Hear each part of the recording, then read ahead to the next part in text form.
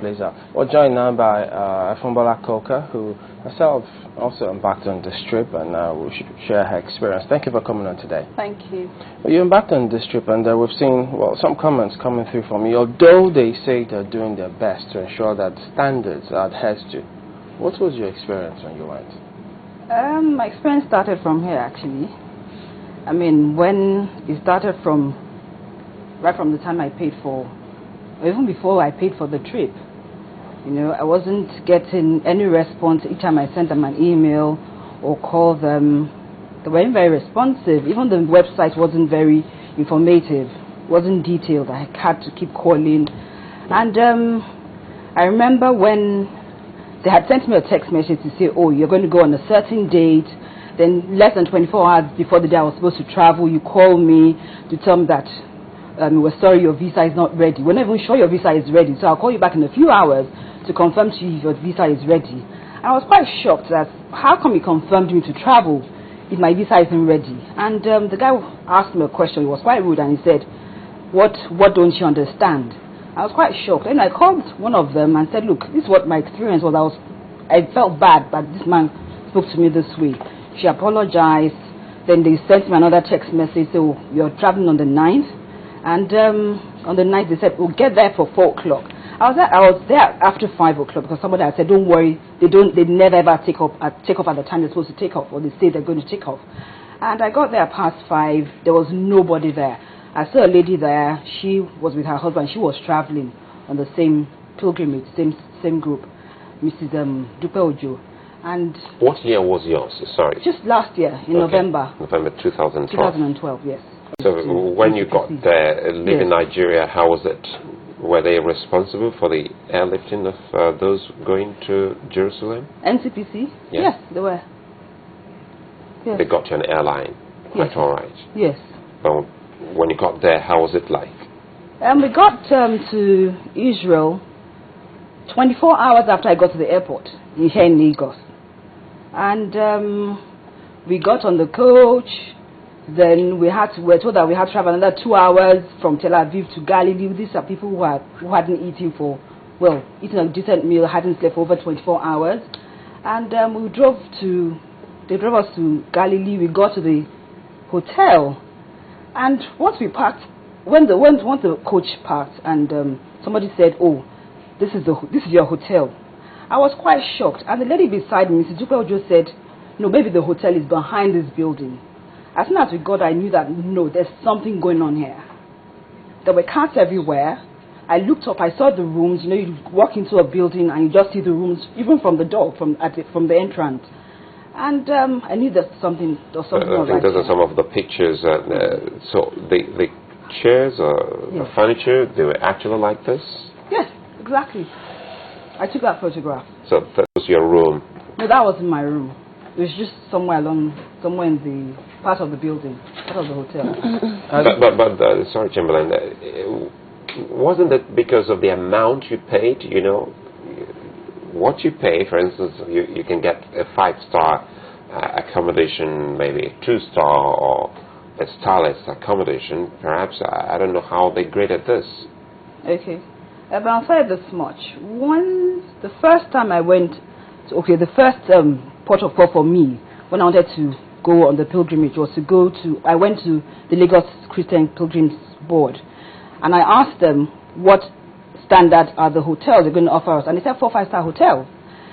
So somebody along the line, I decided to go with the NCPC.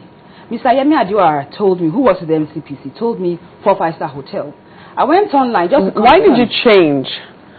I'm a little curious, because a host of people will say that because of disappointments like this and the fact that they will never get addressed, they don't go with the State Pilgrims Board or the federal government's Pilgrims Board. They simply go with private operators. Okay, I'll tell you this. My very first port of call was the UCB, United Christian Broadcast, the publishers of Word for Today. They were going to go. I had started calling the number on the website. I had started to email a certain guy called Chris in the UK. And the only the problem I had was getting a visa to Jordan, because they do Israel and Jordan for the pilgrimage. So I have a friend, she's Jordanian. I had called her about getting a visa because there's no Jordanian embassy here. The closest was or is or was South Africa and I think Zimbabwe, I'm not sure. I called South Africa and the lady who I spoke with said, oh, we're sorry, we don't issue visas anymore. So I asked her, if I asked my Jordanian friend to get me a visa, she said, oh yes, call her, she'll get you one. So I sent a message on Facebook to my friend Nisreen, and she was the one that said, oh, but I don't think it's a bit of a trouble. Why don't you just try a tour company in your country? And that's why I started with the Lagos Christian Board. So when you go there, I think you were on the course now telling us about the accommodation, what actually happened. Yes. You didn't like it, and did you complain? That night, the Israeli man, the tour operator, the grand operator, they call them, his name is Raphael Ben-Hur. I told Tonte that night because Tonte Ojobo is representative of NCPC, and he was in my group. So I told him, I'm sorry, I can't take this. And Raphael, who is the grand operator, is Israeli, said, oh, what is wrong with it? I said, look, this is not what I paid for, because as soon as I walked in, I knew there was something up here, something not right. So I first Mr. Tonche Ojobo, I said, I'm not sleeping here, this is not what I paid for. You know, I mean, I know what I pay for from experience. I know what I'm going to get. I know what I'm supposed to get. And I knew that was not it. In total, let's quickly go to what you paid for. How much did you pay in all? For the package, 406,150 naira. 406,000. So it was just a little above 400,000 naira. Yes. For how many days? 10 days. For 10 days. And you were promised a 4-star, 5-star service. Hotel, yes. Hotel. Did you find out from anybody who had gone before if they truly kept their promise? Oh, yes. Because I think in the letter we saw, you said that the NCPC came to you on recommendation that they were pretty good. And did you compare notes with the other people who had gone with the NCPC? Yes. There's this lady, Ninka Teriba. I had spoken with her. She went year before the last, November 2011. And she had very good reports to say about her experience in Israel. So I was really encouraged. I hadn't heard anything like this. If I had heard anything like this, I wouldn't have done it. I wouldn't have paid to the Nigerian Christian Pilgrims Commission. No. Were you the only one in your Pilgrims group that was surprised at the treatment that you got, no, or the services? No. What were the comments of other people? Aside from my roommate, she was very bitter. I spoke with her daughter a few weeks ago. She came to my office. And she was saying, oh, my mom was so bitter. She went on and on about her experience. And I was like, well, I don't think she should be complaining because she didn't say anything. She was just saying, oh, you know, Bola, we came to pray here, so let's just leave them to God and all of that. So, yes, that's for my roommate. Other people complained. I remember that first hotel we stayed at. Somebody said, oh, she had mosquito bites. So we were complaining. It was horrible. Everybody I spoke with complained. Yeah. And what are they doing about it since you got to them? Who now? NCPC? NCPC. Nothing. I haven't heard anything.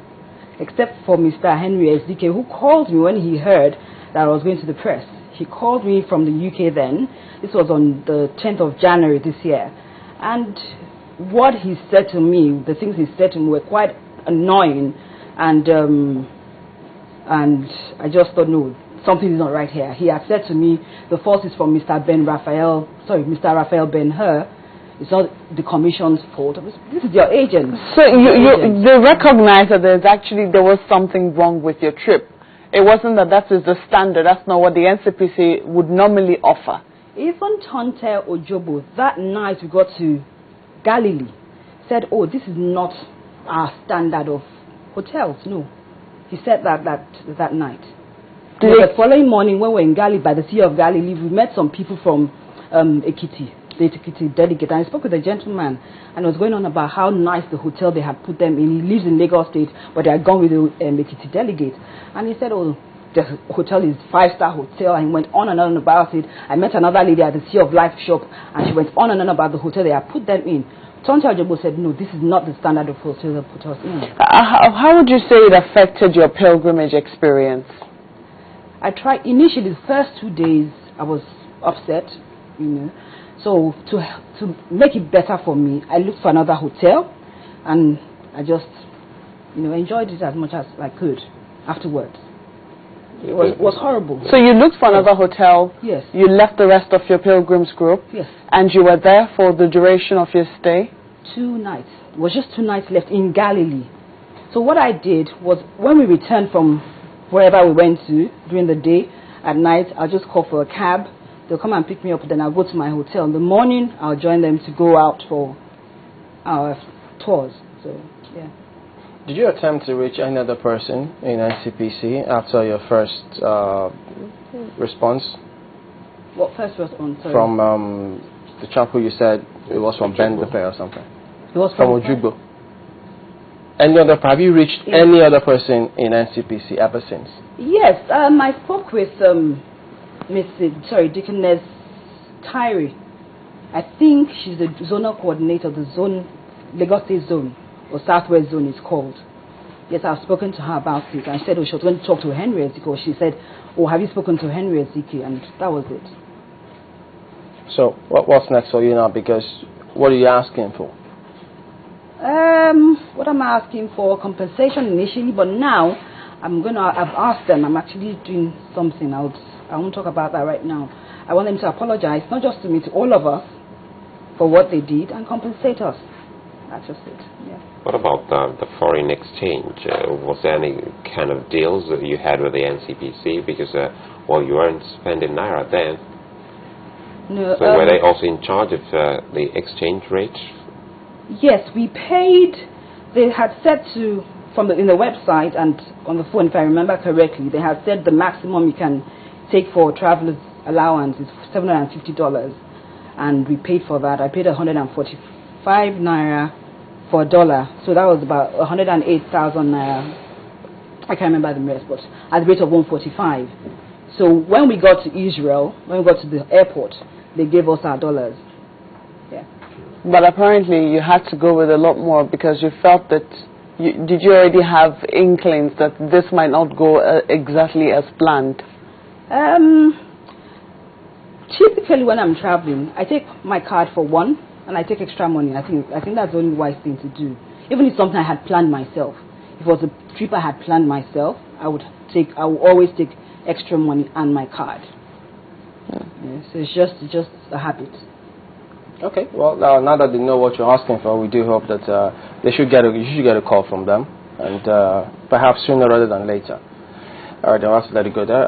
From Balakoka, a lawyer, also giving us experience about the pilgrimage which she wants them to pay attention to what she's saying.